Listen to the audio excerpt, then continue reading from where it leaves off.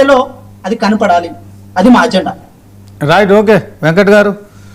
Doctor PV Reddy గారు. శ్రీనివాస్ గారు. Okay. Telangana CM Revanth Reddy మరొకసారి హైడ్రాను కితాబ్ ఇచ్చారు. సో వాళ్ళందరూ కూడా అభినందనలు ఆయన ఎక్స్ వేదిక ద్వారా ట్వీట్ చేశారు. సో ప్రతి అంగుళం కూడా ప్రజాస్తిని సంరక్షిస్తూ ముందుకు సాగుతామని చెప్పారు. ఒకవైపు ఏమో హైకోర్టు మరొకసారి కూడా రంగనాథన్ హైడ్రా కమిషనర్గా ఎంత తొందరగా తొలగిస్తే అంత మంచిది అన్నట్టు మాట్లాడారు. సో దాంట్లో మరొకసారి పొంగులేటి గారు కూడా ఎస్ఐఆర్ ప్రక్రియ ముగిసిన తర్వాత స్థానిక సంస్థల ఎన్నికలు నిర్వహిస్తామని చెప్పడం కావచ్చు. సో బీజేపీ సిద్ధంగా ఉందా ఇప్పుడు ఈ ఎస్ఐఆర్ ప్రక్రియ తర్వాత? మరి రాష్ట్ర ప్రభుత్వం ఎన్నికలకు వెళ్తుంది. అదే క్రమంలో ధరణి, భూభారతి ఈ రెండు అంశాలపై బీజేపీ విధానం ఏంటి చెప్పండి.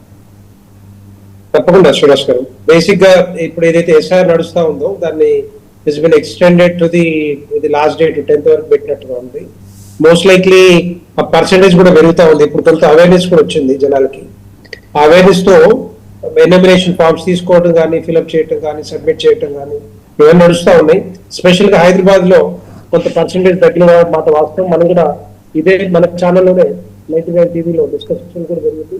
సో దాని తర్వాత మనం ఒకసారి ఎప్పుడైతే కోటేశ్వర గారు నేను వచ్చినప్పుడు ఈ విషయంలోనే ఎక్స్టెండ్ చేయాలి, డేట్ ఎక్స్టెండ్ చేయాలని చెప్పి అనుకున్నాం. అదే ఆ విధంగానే వచ్చింది. August 3rd వరకు మనకు గుర్తుంది అనుకుంటాను. సో అట్లా కొంత ఎలక్షన్ కమిషన్ కూడా కొంత ఇన్ఫర్మేషన్ పోతా ఉంది.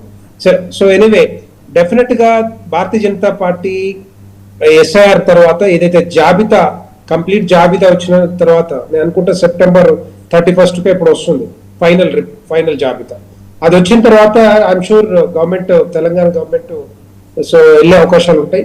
భారతీయ జనతా పార్టీ సంసిద్ధంగా ఉంది. దీంట్లో ముఖ్యంగా ఏదైతే జిహెచ్ఎంసీ కానీ, వరంగల్ కానీ, ఖమ్మం కార్పొరేషన్స్ కానీ ఎన్నికలు పోయే అవకాశాలు ఉంటాయి. దాని తర్వాత ఎంపీటీసీ, జెడ్పీటీసీలు కూడా పోయే అవకాశాలు ఉంటాయి. మోస్ట్ లైక్లీ ఇవన్నీ కూడా చేసే అవకాశాలు ఉంటాయి. ఎందుకంటే కంపల్సరీగా ఆ ఫండ్స్ కూడా రావాల్సిన అవసరం ఉంటుంది, డెవలప్మెంట్ కూడా కావాలి. దానికోసం అనేసి కంపల్సరీ వెళ్తారు. సో భారతీయ జనతా పార్టీ సంసిద్ధంగా ఉంది. ఈసారి డెఫినెట్ గా ఎట్టి పరిస్థితుల్లో బీఆర్ఎస్ పోకుండా, మిగతా కాంగ్రెస్ పోకుండా భారతీయ జనతా పార్టీ కైవసం చేసుకోవడానికి సంసిద్ధంగా రెడీగా ఉంది. స్పెషల్ గా హైదరాబాద్ కానీ, వరంగల్ కానీ, ఖమ్మం కానీ. ఎందుకంటే లాస్ట్ టైం ఎలక్షన్ జరిగినప్పుడే మున్సిపల్ కానీ, మిగతా కార్పొరేషన్ జరిగినప్పుడు చాలా వరకు తెలంగాణ ప్రజలు కానీ, తెలంగాణ ప్రజల అభిమానం భారతీయ జనతా పార్టీ మీద కనపడ్డది. ఆ విధంగానే మేము మెట్టు ఎదుగుతూ అన్ని కార్పొరేషన్లు కానీ మిగతా వాటిని కైవసం చేసుకోవాలి, గెలుచుకోవాలనే ఆలోచన మాకుంది. రెండవది మీరు ఇంతకుముందు చెప్పినట్టుగా మనం ఒకసారి డిస్కషన్ జరిగింది. అంటే 2014 నుంచి 2023 వరకు ఏ విధంగా లక్షలాది ఎకరాలు ప్రభుత్వ భూములు కానీ, ప్రజల ఆస్తులు కానీ ఏ విధంగా మరి ఉండెనో. ఎందుకంటే దగ్గర ఒక 45 లక్షల ఎకరాలు ప్రభుత్వ భూములు ఉంటే ధరణి వచ్చిన తర్వాత ఒక 3-4 సంవత్సరాల్లోనే ఏ విధంగా కొల్లగొట్టిరో, ఏ విధంగా దాన్ని అవకాశం కొద్దీ రాత్రికి ఓటీపీలు జనరేట్ చేసి ఎవరి పేరు మీద ఎన్ని పోయినాయో, ఏ విధంగా ట్రాన్స్ఫర్ అయినాయో అవన్నీ కూడా ఫోరెన్సిక్ ఆడిట్ చేస్తామన్నది కాంగ్రెస్ ప్రభుత్వం వచ్చాక మరి ఎక్కడ కూడా కనిపించలేదు. ధరణి ఏ విధంగా ఉందో ఇప్పుడు భూభారతి కూడా అదే విధంగా ఉంది. కాపీ పేస్ట్ తప్పితే ఎక్కడ కూడా కొత్తగా చేర్చిన అంశాలు లేవు, కొత్తగా వచ్చిన అంశాలు కూడా లేవు. సో యాజ్ ఇట్ ఈజ్ గా కాపీ అండ్ పేస్ట్ లాగా ఉంది. కాకపోతే గవర్నమెంట్ మేనేజ్ చేస్తుంది, అంతకుముందేమో ప్రైవేట్ వాళ్ళు మేనేజ్ చేసేది ఇది ధరణి. సో ఆ విధంగా కాకుండా ఇప్పటికైనా కూడా ఈ లక్షలాది ఎకరాలు రాత్రికి ఎక్కడ పడితే అక్కడ ఎవరి పేరు మీద పడితే ఆ పేరు మీద పోయినాయో, ట్రాన్స్ఫర్ అయినాయో అవన్నీ బయట తీయాల్సిన బాధ్యత ప్రభుత్వం తీసుకోవాలి, కాంగ్రెస్ ప్రభుత్వం.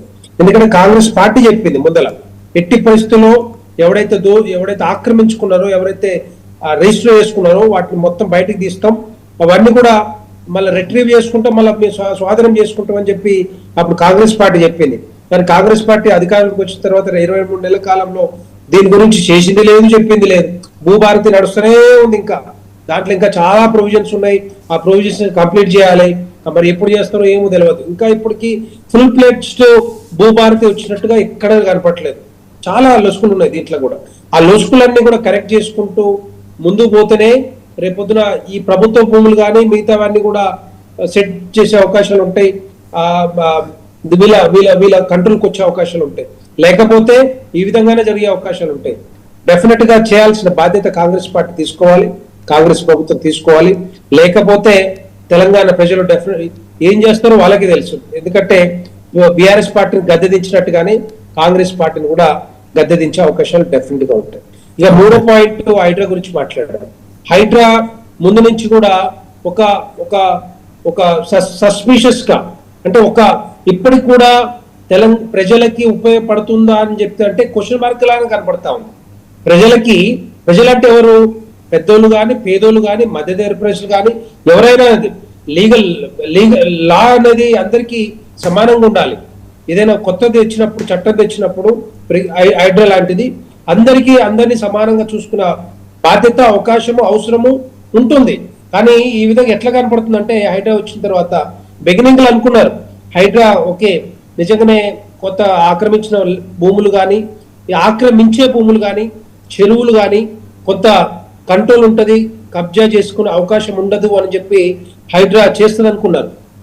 కానీ ఇక్కడ జరిగేది ఏంటంటే, నేను మొన్ననే ఒక ఛానల్ కూడా మాట్లాడా, దగ్గర ఒక 2000 చెరువులు మన హైదరాబాద్ చుట్టుపక్కల ఉంటే 368 చెరువులు కబ్జా పెట్టేశారు, ఆక్రమించారు. వాట్ల పెద్ద పెద్ద ఆకాశ అర్మ్యాలు వచ్చినాయి, పెద్ద పెద్ద అపార్ట్మెంట్లు వచ్చినాయి, 40 ఫ్లోర్లు 50 ఫ్లోర్లు ఎవడెవడికో బిల్డర్లు అప్పగచ్చారు. కొన్ని చెరువులు అయితే బ్యూటిఫికేషన్ పేరు మీద, మెయింటెనెన్స్ పేరు మీద, అరే నాయన మీరు చూసుకోరు అని చెప్తే వాళ్ళు FTL బఫర్ జోన్ల ఆకాశ అర్మ్యాలు కట్టి 1000 కోట్లు సంపాదించారు. వాటిని కూల్చి దమ్ము ఆ ధైర్యము ఇప్పుడు కాంగ్రెస్ ప్రభుత్వం అనుకుంటుందా? ఉండదు. వాళ్ళంతా కూడా మళ్ళా అయిపోయాయి, ఇక పోయిందంటే పోయింది అంతే. హైడ్రా చేయాల్సిన బాధ్యతలకు ఇట్లాంటి ఉన్నాయి. చెరువులు కానీ, భూములు కానీ, FTL భూములు కానీ ఆక్రమించిన వాళ్ళు అన్ని కూడా తీసుకోవాల్సిన అవసరం ఉంటుంది. రెండో పాయింట్ అంటే ఏదైతే మన మూసీ రివర్ ప్రాంతాన ఏ విధంగా అయితే పేద ప్రజల్ని ఇది నోటీస్ ఇవ్వకుండా వాళ్ళు కూల్చడానికి వచ్చిర్రో ఆ విధంగా కాకుండా ఫస్ట్ ముందుగా ఏం చేయాలి, నోటీస్ ఇవ్వాలి, ఇల్లు కట్టించాలి, అప్పుడే పంపించాల్సిన అవసరం ఉంది. మూసి బ్యూటిఫికేషన్ చేయాలి. అంటే హైడ్రా అందరినీ సమానంగా చూడాల్సింది తప్పితే అందుకే హైకోర్టు కొన్ని మొట్టికాయలు వేసి నేను తొలగించాలని చెప్పింది. మంచిగా పని చేస్తే ఎవరైనా ఊరుకుంటారు, ఈవెన్ సామాన్య ప్రజలు కూడా సరే బాగా పనిచేస్తున్నారని చెప్పుకుంటారు. కానీ హైకోర్టు దగ్గరికి కంటెంప్ట్ ఆఫ్ కోర్ట్స్ ఈ విధంగా పోయినాయి. అంటే ఇది ఒక్కటే కాదు, 2014 నుంచి 23 మధ్యలో సోమేష్ కుమార్ చీఫ్ సెక్రటరీకి 300 పైన కంటెంప్ట్ ఆఫ్ కోర్ట్స్ మరి ఉండే.